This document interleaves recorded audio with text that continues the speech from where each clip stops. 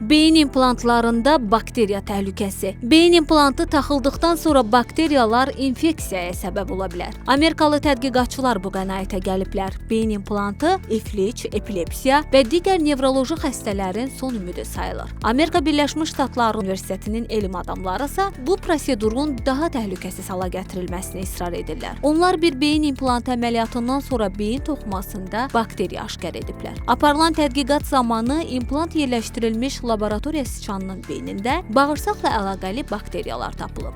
Bu, elm adamlarını təəccübləndirib. Demək ki, implant yerləşdirilərkən yaranan qan-beyin bariyeri adlı bölgə mikroblara qarşı müdafiəsizdir deyə mütəxəssislər düşünürlər. Tədqiqat nüfuzlu elm jurnalı Nature Communications'da nəşr olunub. Araşdırmamız göstərir ki, bağırsaqdan qaynaqlanan bakteriyalar implantların ətrafında yaranan iltihabda rol oynayır deyə tədqiqatın müəllifi biomühəndis George Hoferlin bildirib. Louis Stokes düşünür ki, bu araşdırma gələcəkdə beyinə qoyulan implant cihazların dizaynında dəyişiklik edilməsinin labüd olduğunu göstərir.